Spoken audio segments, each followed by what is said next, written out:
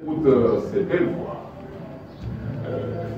Je ne sais pas, la voix du frère Jean-Marc, c'est du soprano, c'est de l'alto, c'est quoi? Ça doit être du soprano, Noël. Tu distingues? C'est de l'alto. Jean-Marc, la voix, il a une très belle voix. Jean-Marc, c'est soprano. C'est du soprano alors alto, hein, pas du soprano. Je vois cette montée-là en puissance et vous sentez que ça fait quelque chose. Ça fait descendre le ciel. Ça fait descendre le ciel et hier j'ai vu le répéter. Maintenant là, nous avons deux pianistes et deux pianos. Vous savez, l'adoration, les cantiques, hein, c'est aussi de l'évangélisation. Je vais vous dire que ça peut convertir quelqu'un. Vous savez, je connais dans la vie chrétienne, vous connaissez le pasteur Kouété, n'est-ce pas? Oui. Kouété a été un des premiers grands chanteurs. Il a une petite réunion pentecôtiste.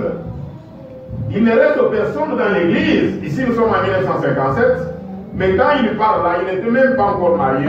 Il n'était qu'un célibataire. Il avait l'appel au ministère. Il avait les dons qu'il exerçait. Mais il n'avait jamais vécu ce que je suis en train de commenter là. Il dit, il ne reste personne dans l'église, je pense, ce soir, qui s'en souvient. Il y a des années de ça, c'était même à peu près à l'époque où le tabernacle a été construit. Donc, les années 30, là, 33, 32, 33, il venait d'entrer dans le ministère. Il dit, à moins qu'il y ait frère Graham, là au fond, ou quelqu'un d'autre, je ne sais pas si vous étiez ici au début ou non. Frère Mahoney était là, je pense oui, c'était juste avant que je me marie. Il dit, c'est donc qui était en opération, donc le racisme. Les gens de couleur et les blancs étaient ensemble. Vous savez, quand Banam, je vais le dire à l'église, quand Banam parle du Nord, c'est-à-dire le Nord, là où il y a la Caroline du Nord, il y a le Michigan, il y a le Colorado, il y a ces pays-là, il y a Washington, Seattle, tout près de là où sont les frères, le nom me fuit, je vous le dirai, vous le connaissez, notre frère du Canada là. Donc c'est vers le nord là, donc la frontière avec le Canada, parce que le Canada n'a pas beaucoup connu l'esclavagisme. Oui, il y a les Ferguson et puis il y a des discords. Donc vous voyez, là c'était des gens qui étaient des modérés et il n'y avait pas trop d'esclavagisme. Donc, et la réunion a été organisée là-bas. Et il y a une église, parmi les vieilles églises là, qui est dirigée par le George Ferguson, j'y étais. J'y étais, j'ai des images d'ailleurs avec lui. J'avais un peu parlé, on m'avait donné de parler un peu, j'avais un peu parlé pour saluer l'église. Et Sobanam dit, les gens des couleurs et les blancs étaient ensemble. En fait, les APM et les APG avaient fusionné et étaient devenus les pentecôtistes unis. Mais quelle réunion de réveil ils avaient là-bas. Au tabernacle de frères à Mishawaka. Et moi, un petit gars crié, assis à la dernière rangée, j'observais tout ça. Je n'avais jamais vu ces choses auparavant. Alléluia. Il dit, il y avait un homme assis ici. Je n'ai jamais raconté ceci en public. Ça, je vais vous parler dans la suite de la prédication. Et ici, vous voyez le tableau qu'il est en train de nous donner, c'est lequel? C'est pour cela qu'on appelle, nous avons aimé nous appeler le full gospel tabernacle, le plein évangile tabernacle. C'est-à-dire, nous pouvons chanter, nous pouvons danser, nous pouvons sauter, nous pouvons parler en langue, parce qu'il va parler du parler en langue, et la prédication de la parole avec puissance et démonstration doit être faite. Alléluia. Amen. Que le Seigneur vous bénisse. Amen. Est-ce que nous pouvons nous tenir debout? De la vérité, il ne reste plus de sacrifice pour les péchés, 27, mais une attente terrible du jugement et l'ardeur d'un feu qui dévorera les rebelles. 28, celui qui a violé la loi de Moïse meurt sans miséricorde sur la déposition de 2 ou de 3 témoins. 29, de quel pire châtiment pensez-vous que sera jugé digne C'est lui qui aura foulé aux pieds le Fils de Dieu, qui aura tenu pour profane le sang de l'Alliance, par lequel il a été sanctifié et qui aura outragé l'Esprit de la grâce. Amen. Amen. Quelles Écritures? Des Écritures un peu effrayantes. Un peu effrayantes. Mais dont ceux qui servent Dieu doivent connaître, doivent comprendre. C'est ce que le prophète est en train d'expliquer dans ce chapitre ici, dans les Hébreux. Il est en train d'expliquer ça. Il est en train de montrer le comportement d'un vrai chrétien. Il est en train de donner des définitions sur être sauvé, être perdu. Il est en train de donner des définitions sur qu'est-ce que c'est que le péché. Il est en train de donner l'explication, la définition sur l'enfer. Il est en train de donner l'explication sur qu'est-ce que c'est que la vie éternelle. Il est en train de donner et il prend tout ça pour parler de la perfection. Amen. Je crois que vous êtes attentifs. C'est ce que nous avons commencé à voir, n'est-ce pas? Donc il continue, il donne des petites définitions, mais des choses très importantes. Il est en train de montrer aux chrétiens qu'est-ce que c'est que blasphémer. Blasphémer. Les gens disent blasphémer. C'est quoi? Qui peut blasphémer? Il est en train de montrer qui peut tomber. Et si un homme tombe, quelle est la conséquence de cela? Quelqu'un qui est venu, qui a chanté comme nous avons chanté, qui s'est réjoui de la parole de Dieu, qui a prié, qui a demandé des choses au Seigneur, cela lui a été accordé, et puis après il est rétrograde. Qu'est-ce que ça veut dire? Est-ce que nous avons besoin aussi de comprendre ces choses? C'est cela le christianisme. C'est cela le salut qui nous a été apporté dans ce temps de la fin. C'est cela le salut qui nous a été apporté par Jésus-Christ. C'est cela le salut. C'est cela l'évangile qui a été prêché par les apôtres. Donc, c'est ça que le prophète, le messager de cet âge, de la fin, est en train d'expliquer. Il dit, abandonnons les autres choses là, qui sont le résumé de la parole de Dieu, les problèmes des habillements, de s'asseoir à l'église, les problèmes de faisons ceci, faisons cela. Il dit toutes ces choses-là, c'est bon, mais ce sont le rudiment. Montons, alléluia. Montons, tendons maintenant à ce qui est parfait. Alléluia. Abandonnons ces choses, montons, tendons à ce qui est parfait. C'est ce que nous sommes en train de voir. Donc, la perfection. Et nous avions vu la fois passée comment nous sommes sauvés. Nous sommes sauvés parce que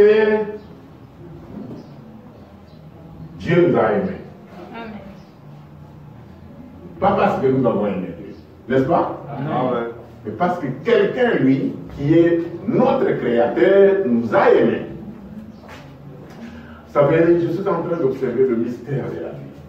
Au fur et à mesure que nous grandissons, je me pose beaucoup de questions sur la vie de l'homme.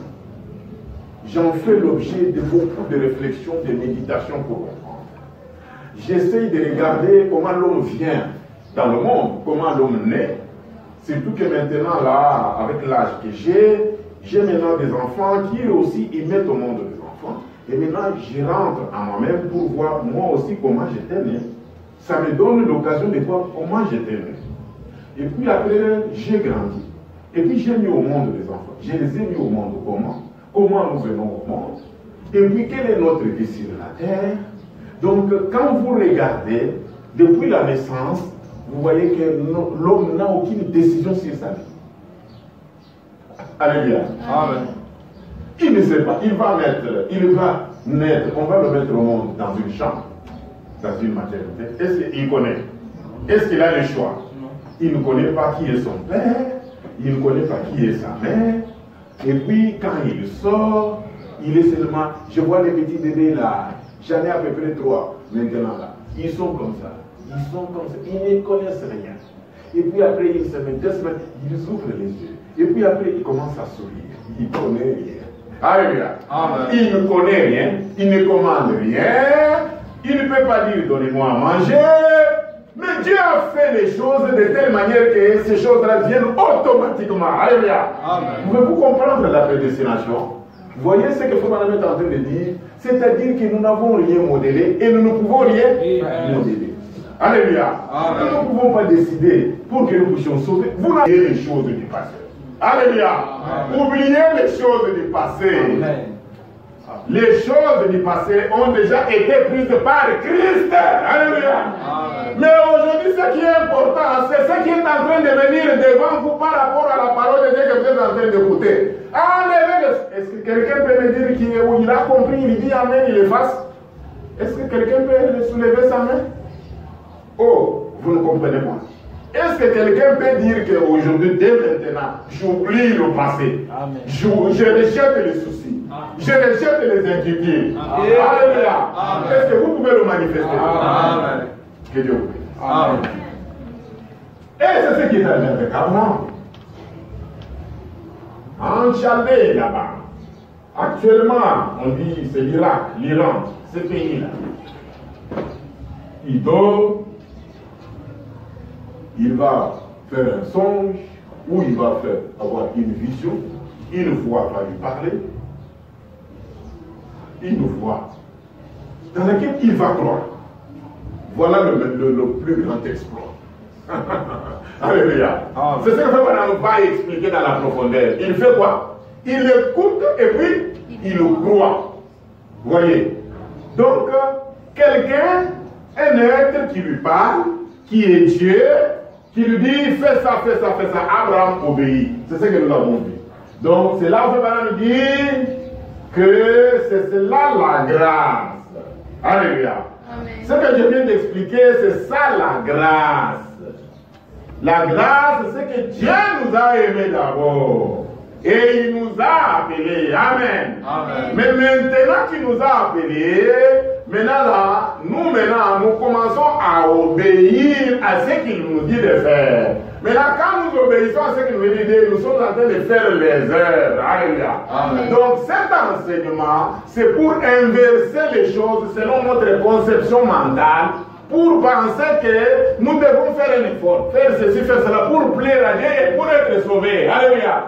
Non, les œuvres que nous devons faire, venir à l'église, donner la Bible, donner les offrandes, être régulier à l'église, prier. Donc ces choses-là, vous le faites maintenant obéissant. Vous faites l'obéissance, vous faites la reconnaissance en retour de l'amour que Dieu vous a accordé en vous appelant, en vous sauvant. Amen. Amen. Et c'est ça qui a justifié Abraham. Abraham n'a pas été justifié par les œuvres. Quelles œuvres? Comme je viens de vous dire, nous devons oublier l'histoire des œuvres. Nous sommes sauvés par grâce. Amen. Alléluia. Amen. Mais maintenant, parce que nous sommes sauvés par grâce, c'est-à-dire que nous devons faire tout ce que nous voulons. C'est ça maintenant ce que nous avons essayé de voir aujourd'hui dans le détail. Alors, maintenant, je vais lire un peu.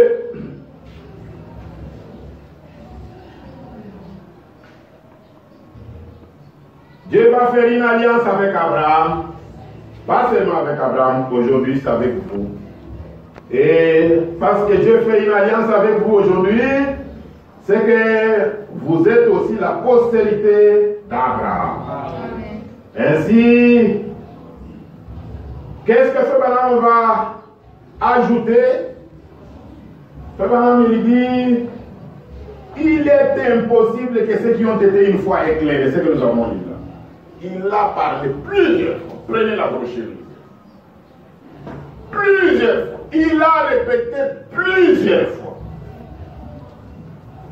Plusieurs fois. Il est impossible que, comme je viens d'expliquer là, Dieu appelle les gens pour qu'ils puissent les sauver et il les perd. Abraham refuse catégoriquement. Dans notre vie chrétienne, vous savez, ces leçons sont importantes. Même moi, il m'est arrivé à un moment donné d'être effrayé, de commencer à me demander, est-ce que je suis sauvé? Est-ce que je peux encore être perdu? Cela m'est arrivé aussi. Je sais que ça arrive à beaucoup de chrétiens. Et c'est ce qu'il est en train d'expliquer.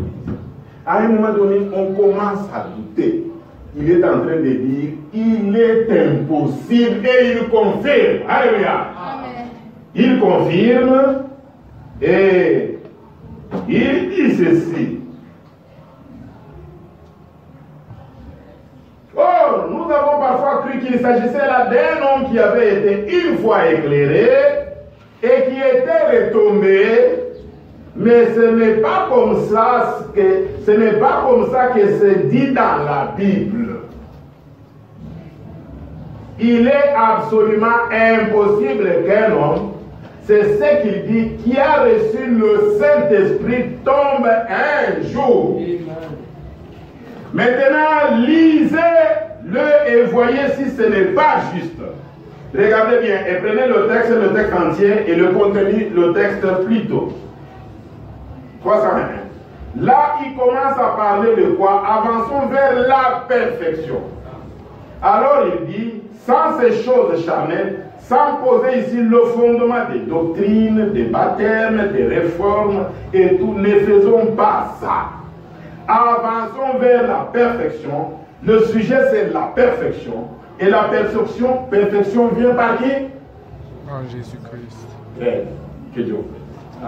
La perfection vient par Christ. Alléluia. Amen. Donc qu'est-ce que Paul est en train de dire? Pourquoi il dit ça? Paul pensait qu'il était parfait pour entrer dans le royaume des cieux. Parce que la Bible dit, soyez parfaits. Personne qui n'est parfait ne peut pas entrer. Alors, c'est toutes les lois de l'Ancien Testament. Lui qui était un pharisien. Regardez cet homme ici, qui a été circoncis le 8e jour. C'est ça les réformes. C'est ça les choses rudimentaires. Regardez cet homme ici, qui allait à l'église tous les jours, avec ses parents, depuis qu'il était un enfant, depuis qu'il a grandi. Il est allé là-bas, il pensait que c'était ça qui amenait la perfection. Alléluia. Et ici, il change totalement. Il fait une autre expérience. Et maintenant, il commence à parler à ses frères.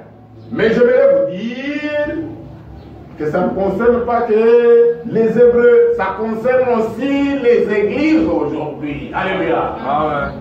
Parce que de la même manière, nous aussi, quand nous sommes venus dans ce monde, on nous a amenés à l'église. Ce n'est pas ça. Nous sommes allés, on nous a prêché les 10 commandements. Ce n'est pas ça. Mais est-ce que ça nous a sauvés? Ça ne nous a pas sauvés. Faut pas nous parler de l'église. Paul l'a dit, fais-moi nous parler de l'église. Ça ne nous a pas sauvés. Voilà pourquoi William Branham confirme ce que Paul a dit. Il dit, avançons vers la perfection. Le sujet c'est la perfection. Et la perfection vient par Christ. Quand il dit par Christ, c'est-à-dire par sa mort à la croix. Vous comprenez? Par sa mort à la croix. Parce que nous, tels que nous sommes là, avec notre nature, nous ne pouvons jamais atteindre la perfection. Amen. Notre perfection, c'est que Dieu ne nous impute plus nos péchés. Alléluia.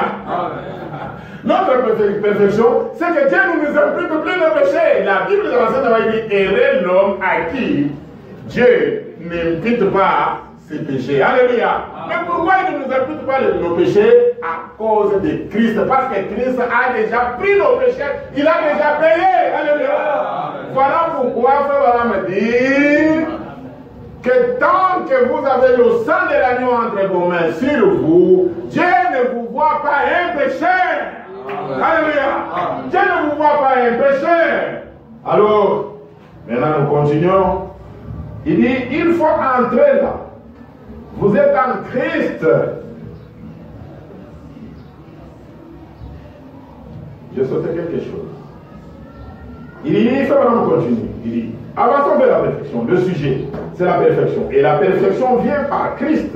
Et comment sommes-nous entrer en Christ? En adhérant à l'église? Le fait de venir d'entrer ici? Non. Nous avons tous été baptisés dans un seul esprit pour former un seul corps. Ça doit donner de confusion que quelqu'un qui est baptisé du Saint-Esprit, qui parle, parce qu'il parle la langue, et puis après, il est perdu, il est tombé, il a rétrogradé. C'est ça que nous allons voir aujourd'hui, à la fin. Suivez bien, faites un effort pour bien suivre, sinon vous allez manquer. Donc, et voilà pourquoi il dit ici, mais pas, il dit, ni par un parler en langue, ni par une poignée de main avec le passé, ni par un baptême d'eau, bien qu'on doit se baptiser. Vous comprenez? Vous devez être baptisé par le baptême d'eau en Jésus-Christ, en vous immergeant. Ce n'est pas, le baptême c'est un mot grec qui veut dire plonger. Parce que quand on baptisait au Jourdain, on mettait de l'eau sur la tête. Non. On ne prenait pas de l'eau, on mettait sur la tête. Non. On faisait quoi? On plongeait quelqu'un dans la mer, dans l'eau. Rivière ou lac ou un bassin. Nous pouvons avoir une piscine. Si quelqu'un a besoin de baptême, nous allons le baptiser. Nous avons une piscine à la voix de Dieu qui est propre. Donc nous vous baptisons. Et Paul, les disciples, je crois que c'est Paul qui explique cela. Et ça a été écrit par Luc. Parce que c'est Luc qui a écrit les écrits de Paul. Donc, il explique pour dire le baptême, c'est un symbole. Un symbole de quoi? C'est que quand on vous fait ça, c'est-à-dire vous mourrez avec Christ, c'est dans Actes. Vous mourrez avec Christ, et quand on vous sort de l'eau, vous ressuscitez avec qui? Vous ressuscitez avec Christ.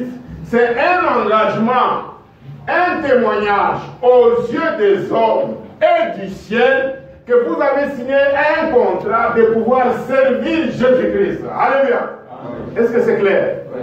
Voilà pourquoi il faut prendre cet engagement, parce que quand on vous engage dans une société, vous faites quoi? Vous signez un contrat. Donc le baptême d'eau, c'est un contrat aux yeux des hommes et aux yeux du ciel. Oh, la personne s'est repentie, elle a accepté Jésus-Christ comme son sauveur personnel, et elle va mourir avec Jésus-Christ, mais pas on vous met de l'eau ici comme les catholiques le font. Non, baptiser c'est immerger, c'est plonger entièrement la personne dans l'eau. Amen. Quand on vous fait ça, ça ne répond pas au symbole biblique. Ça ne répond pas, parce que le mot baptême, c'est un mot grec. La définition, ça vient du grec qui veut dire immerger. Donc plonger, pas asperger, mettre de l'eau sur la tête. Et on ne met pas de l'eau sur la tête des bébés, parce que les bébés ne ploient pas. Le baptême, c'est pour les gens qui ont cru, qui sont convaincus, qui ont écouté la parole de Dieu, qui ont été appelés. Mais les petits enfants, ils sont sauvés gratuitement. Alléluia. Les petits enfants, comme le dimanche passé, nous prions seulement, nous leur reposer les mains. C'est tout. Nous les bénissons. C'est tout. Mais le baptême, il faut qu'une personne écoute la prédication de la parole de Dieu, qu'il soit convaincu dans son cœur. On ne force pas non plus la personne. Vous comprenez? On ne force pas non plus la personne. La personne, elle doit être convaincue par le Saint-Esprit dans son cœur. Ça, c'est un travail du Saint-Esprit qui commence là-bas. Et puis après, elle va dire, baptisez-moi, amenez-moi aux eaux de baptême. Et on va l'amener aux eaux de baptême. On va l'immerger dans l'eau, entièrement. Je continue. Et il dit ceci. Et il dit, ni par le baptême d'eau, mais par un seul esprit, nous avons été baptisés pour former un seul corps. Vous saisissez? C'est ça la perfection. Il faut entrer là. Vous êtes en Christ. Et pour vous, le monde est mort. Vous marchez avec l'agneau tous les jours. Et les pas que vous devez faire, ils ont déjà été prévus par Dieu. Oh, les épreuves et les tests que nous traversons, vous dites, avez-vous des tests? Oui, monsieur. Vous comprenez? Les tests seront toujours là. Les épreuves seront toujours là. Concentre-toi. La grâce, c'est ce que Dieu a fait pour moi. Les œuvres, c'est ce que j'ai fait pour Dieu. Là où ils en font une doctrine, ils pensent que c'est par les œuvres qu'on se gagne des mérites. Si c'est le cas, alors ce n'est pas un don gratuit. La grâce, c'est ce que Dieu a fait pour vous. C'est par la grâce que vous êtes sauvés. Et les œuvres, c'est ce que vous faites par reconnaissance pour la grâce qu'il vous a accordée. Et si vous l'aimez, vous aimez faire les œuvres du Seigneur, certainement parce que là, vous l'aimez. Amen. Et nous avions vu les exemples de mariage. Je ne vais pas revenir là-dessus. Maintenant, quand ce madame termine ça, écoutez, il va faire une déclaration. Il revient encore. Il est impossible que ceux qui ont été une fois éclairés, qui ont goûté le don céleste, qu'ils tombent un jour, se renouvellent encore et reviennent à la repentance. Et nous avions vu que si quelqu'un est déjà passé par cette belle expérience et qui ne marche pas bien, Dieu peut faire quoi? Dieu peut le retirer prématurément. Enfin, on dit Dieu peut le retirer prématurément. Alléluia. C'est là où nous qui sommes ici, comme je t'ai donné des exemples, en commençant par mon père, chaque minute de ma vie, je me contrôle. Alléluia. Je me contrôle. Je sais que je ne peux plus être perdu. Mais si je commence à faire n'importe quoi, Dieu peut faire quoi? Dieu peut m'aider. Vous voyez là, ce sont des choses, nous voyons que les frères parlent, nous ne comprenons pas. J'aimerais en profiter pour dire à Dieu qu'il y a certaines choses telles que nous sommes en train de les prêcher ici, où il y a à un niveau donné, c'est seulement Dieu. Vous ne pouvez rien réfléchir, rien imaginer, c'est seulement le domaine de Dieu, comme je viens d'ailleurs d'expliquer le mystère de la vie. La vie de l'homme sur la terre, elle est limitée au Créateur. Donc, tel que nous sommes là, nous sommes téléguidés, notre destinée, tout ce que nous devons faire, nous sommes téléguidés par le Créateur. Alors, maintenant il dit, maintenant, 300. Je sais à quoi vous pensez. À l'église, je vais vous présenter quelque chose d'encore un peu plus fort. Pour vraiment fermer la porte au côté légaliste. Alléluia. Vraiment énergique, hein? Complète. Alléluia. Donc quand vous devez donner un enseignement, cet enseignement doit se compléter et non pas se contredire. Amen. Donc il dit, car si nous péchons volontairement, après avoir reçu la connaissance de la vérité, il ne reste plus de sacrifice pour le péché. Alléluia. Si je pêche volontairement, je sais que ça, ce n'est pas bon. C'est que ça, c'est pas bon. Et péché là, il ne faut pas prendre seulement les péchés dans le monde, hein, ou même quant à ce qui concerne les recommandations sur la conduite de la maison de Dieu. Est-ce que vous comprenez, Église? Nous devons pas seulement voir le dehors, l'extérieur, même au niveau de la maison de Dieu. Vous désobéissez volontairement. La parole de Dieu dit, ça vous ne devez pas faire. La parole de Dieu dit, vous n'êtes pas autorisé, aucun homme n'est autorisé à chasser quelqu'un de l'église. Vous le faites sciemment. C'est mauvais. C'est de la même manière que quelqu'un qui va boire, que quelqu'un qui va fumer. C'est de la même manière. Et vous savez, Ferdinand nous a enseigné qu'il n'y a pas de petits et de grands péchés. Mais une attente terrible du jugement est la peur d'un feu qui dévorera le rebelle. C'est lui qui a violé la loi de Moïse, mais sans miséricorde, sur la déposition de 2 ou 3 témoins. C'est dans l'Ancien Testament. Dans l'Ancien Testament, pour qu'on puisse condamner quelqu'un et le lapider et le tuer, on doit le surprendre. Il doit y avoir 3 personnes qui viennent témoigner, qui viennent dire, nous l'avons vu, nous l'avons vu. Nous l'avons vu, il doit être condamné. C'est la même chose, nous allons le voir ici. Je suis en train de poursuivre ça pour que l'Église puisse être bien positionnée. Quand la Bible va nous enseigner, il y a une catégorie de gens, de personnes, comme par exemple un ancien d'église, vous ne pouvez pas l'acquiser comme ça gratuitement. Vous comprenez? Donc, il faut qu'il y ait le témoignage de 2 ou de 3 personnes.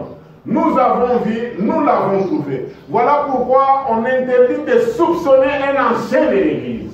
Vous allez voir, Frère Branham, il va donner des détails.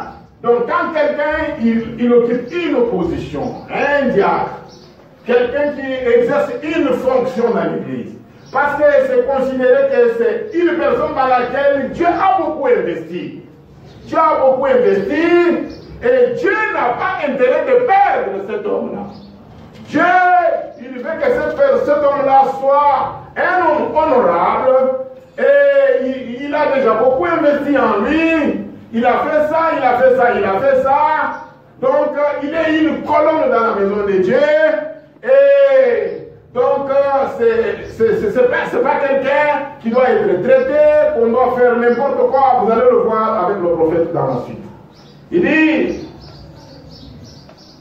de quel pire châtiment pourtant, à penser, pourtant dit, foulé, c'est lui qui aura foulé au pied le Fils de Dieu, qui aura tenu pour profane le sang de l'Alliance, par lequel il a été sanctifié, outragé les œuvres de la grâce.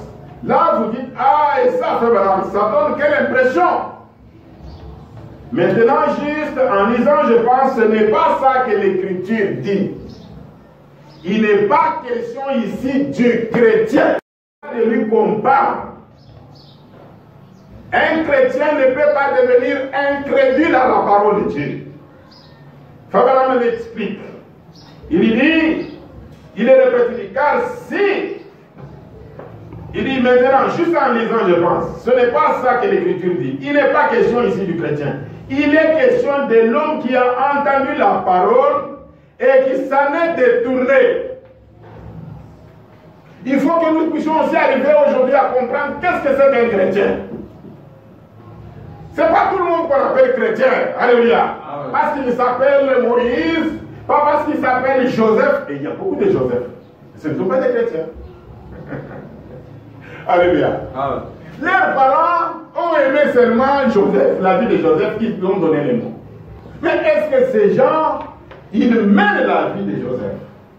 Non. Voyez.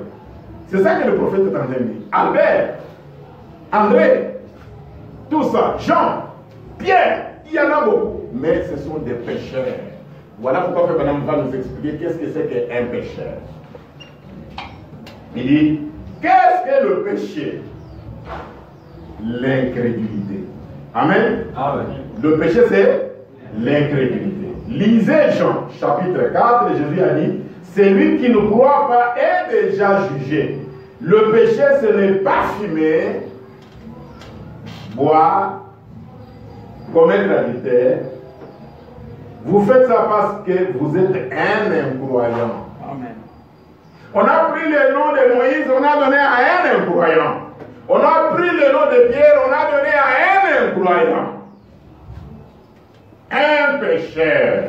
Parce qu'il est incroyant. On est pécheur parce qu'on ne croit pas la parole de Dieu. Alléluia. Ça explique, il dit, ça, ce sont seulement les attributs. Vous faites ça parce que vous êtes un incroyant.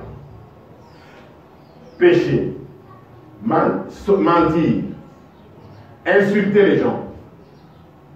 Haïr les gens. Faire ces choses-là, c'est parce que vous ne croyez pas à la parole de Dieu. C'est parce que quelqu'un ne croit pas qu'il fait ça. C'est une manifestation de son refus de croire à la parole de Dieu. Alléluia. Amen. Est-ce que vous avez bien compris? Amen. C'est le refus de quelqu'un de croire à la parole de Dieu qui fait manifester, qui montre la caractéristique que réellement ce n'est pas un chrétien. Il dit, mais vous pouvez faire l'un comme l'autre et ne pas être un chrétien pour autant. Maintenant, regardez, celui qui est volontairement incrédule après avoir Il dit, non pas après avoir reçu Christ dans son cœur. La Bible ne dit pas ça. Elle dit, si nous péchons volontairement, sommes volontairement incrédules. Après avoir reçu la connaissance de la vérité, vous saisissez, ça ne s'adressait pas du tout aux chrétiens. Le chrétien, c'est celui qui est entré en Christ. Amen. Amen. Et c'est là où Frère Branham, il dit, celui-là, il ne peut pas pécher volontairement. Il n'y a pas longtemps, une femme est venue à moi et m'a dit, Frère Branham, je suis une chrétienne, mais j'ai blasphémé contre le Saint-Esprit. Même moi aussi, il m'est arrivé de dire ça. Quelque chose vient, arrive à l'église, tout ça. Il se parle là. Ça c'est quoi? Et j'ai blasphémé. Frère Branham est arrivé de l'église. Il explique. Il dit, il n'y a pas longtemps, une femme est venue à moi. Et m'a dit, Frère Branham, je suis chrétien, mais j'ai blasphémé contre le Saint-Esprit. Vous savez, ce sont des choses compliquées. Amen. Des choses vraiment compliquées. Vous vous rappelez, nous avons vu l'exemple de Saül. Saül a désobéi à Dieu. Et un homme dit à Frère Branham que Saül est perdu. Qu'est-ce que Frère Branham a dit? Il a dit, Saül n'est pas perdu. Parce que quand il est allé, quand Saül est allé demander à la sorcière pour faire la divination, afin qu'il parle au prophète Samuel, Samuel a réapparu comme étant un prophète et lui a fait une prophétie. Il a dit, tu vas venir là où je suis. Or, Samuel était sauvé. Donc, Saül, en allant là où Samuel était, c'est que Saül aussi n'était pas perdu. Amen. Amen. C'est pourquoi Frère Branham dit, vous allez vous glatter là. Amen. Vous voyez. Et nous allons le voir. C'est ce que nous sommes en train de voir. Suivez attentivement. Parce qu'en fait, Saül était déjà entré dans le corps de Christ. Alléluia.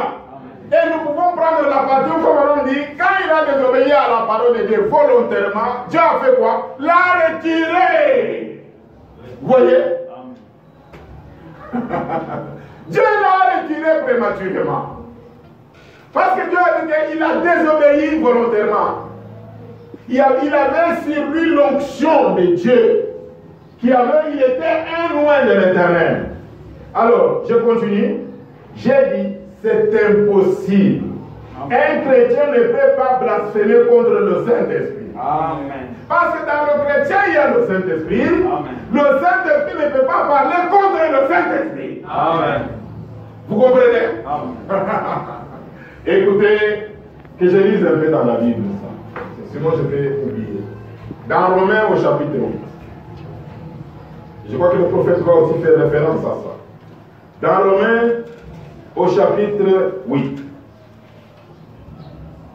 Il dit ceci.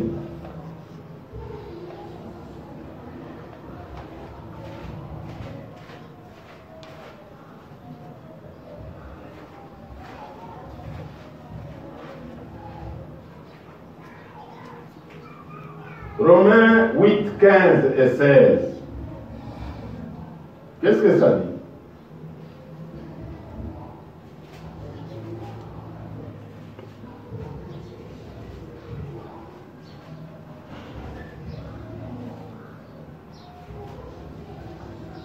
Il dit, vous n'avez point reçu un esprit de servitude pour être encore dans la crainte, mais vous avez reçu un esprit d'adoption par lequel nous crions Abba, Père. Donc, et cet esprit nous le recevons dans Éphésiens au chapitre 1. C'est là où Frère Branham dit, nous entrons en Christ par le baptême dans le Saint-Esprit. Et quand vous entrez dans le baptême dans le Saint-Esprit, vous recevez un esprit d'adoption. Un esprit d'adoption par lequel nous crions Abba Père. Cet esprit-là dans votre cœur, ça va vous dire que vous êtes fils de Dieu. Amen. Il dit, et l'esprit lui-même rend témoignage à notre esprit que nous sommes enfants de Dieu. Amen. Amen. Amen. Donc, blasphémer contre le Saint-Esprit, c'est quand vous offensez le Saint-Esprit qu'il y a dans quelqu'un d'autre, n'est-ce pas? Or, vous et cette personne-là, vous tous, vous êtes où? Vous êtes dans le baptême du Saint-Esprit, vous êtes dans un même corps. Vous êtes entrés dans un même corps. Alléluia. Amen. Vous êtes dans une même maison. Alléluia. Amen. Donc, comment vous allez blasphémer contre le Saint-Esprit? Non. Amen. Les chrétiens ne blasphèment pas contre le Saint-Esprit. Amen. Alléluia. Amen. Et nous continuons. Il dit, mais il dit, l'esprit chrétien rend témoignage. J'ai dit, c'est impossible. Un chrétien ne peut pas blasphémer contre le Saint-Esprit. Vous ne le pouvez pas. L'esprit chrétien rend témoignage à l'esprit de Christ. Amen. Voyez, et tout ce qui est de Dieu, vous direz que c'est de Dieu. Amen. Amen. Amen. Tout ce qui est de Dieu, vous direz que c'est de Dieu. C'est l'esprit qui est en vous qui va parler. Alléluia. Et on continue, 315. Mais si votre pensée est charnelle, vous vous moquerez et vous rirez du Saint-Esprit. Peu importe combien vous êtes assidus à l'église, vous êtes toujours un pécheur. Alléluia. Amen. Et vous blasphémez contre le Saint-Esprit. Qui blasphème contre le Saint-Esprit? C'est lui qui n'a pas le Saint-Esprit, c'est celui-là qui peut blasphémer. Il a un esprit qui est un esprit charnel.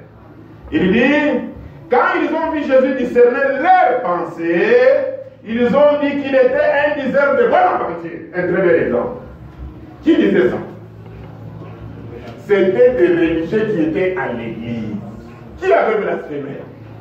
C'est les gens qui sont venus à l'église, mais parce qu'ils n'avaient pas le Saint-Esprit, malgré c'était les cardinaux, malgré c'était les anciens de l'église, malgré ils étaient ceci, cela, mais parce qu'ils n'étaient pas baptisés du Saint-Esprit, ils se sont moqués du Saint-Esprit.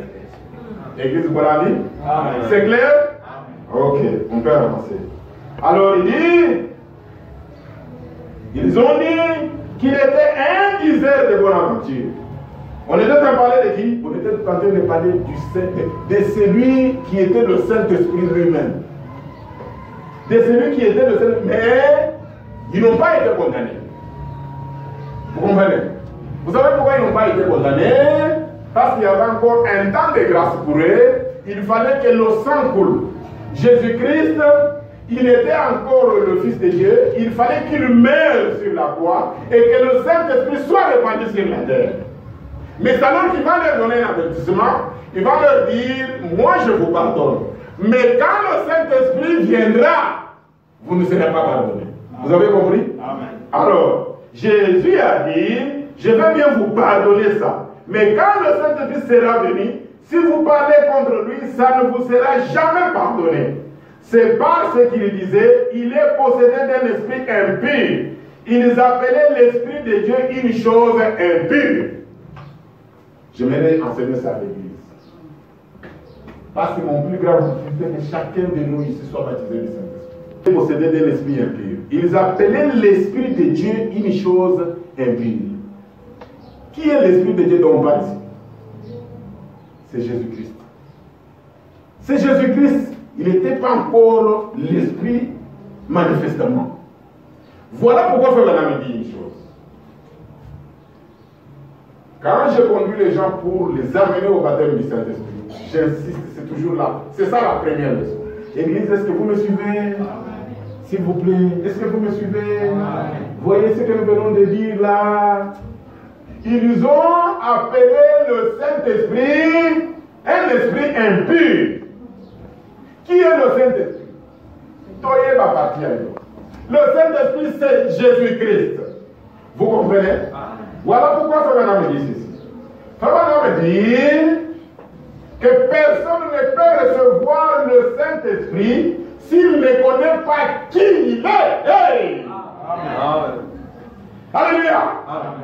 La meilleure leçon qu'il faut donner à l'église aux croyants. Regardez. Les jours où le Saint-Esprit est descendu, les jours de la Pentecôte, quelle est la leçon qui a été prêchée aux gens qui ont reçu le Saint-Esprit? C'était la divinité du Seigneur Jésus-Christ. Paul a dit, celui que vous avez crucifié là, c'est lui loin qui devait venir. Alléluia. Il fallait que les gens comprennent que c'était Dieu lui-même dans la chair humaine. Alléluia. Voilà pourquoi Frère Branham dit, la raison pour laquelle beaucoup de gens ne reçoivent pas le Saint-Esprit, c'est parce qu'ils ne savent pas qui il est. Alléluia. Frère Branham a donné 3 conditions. Mes chers frères et sœurs, mes enfants, est-ce que vous suivez ça? Amen. Prenez ça. Alléluia. Amen. Dieu va vous donner le Saint-Esprit. Il peut le donner maintenant. Amen. Alléluia. Amen. 3 conditions. La première, il faut connaître qu'est-ce que le Saint-Esprit. La première chose. Alléluia. Amen. Dieu vous appelle, comme nous sommes en train de voir. Vous écoutez sa parole. Vous la croyez. Maintenant, pendant que vous la croyez, maintenant, vous devez arriver à comprendre qui est ce Dieu-là. Alléluia. Quand vous comprenez qui est ce Dieu-là, maintenant, à ce moment-là, vous pouvez recevoir le Saint-Esprit. Amen. Amen. La deuxième condition, c'est Pharaon qui a prêché ça. C'est toi, Moïse. Je l'ai appris de lui. La deuxième condition, c'est d'abord connaître qu'est-ce que le Saint-Esprit, la première.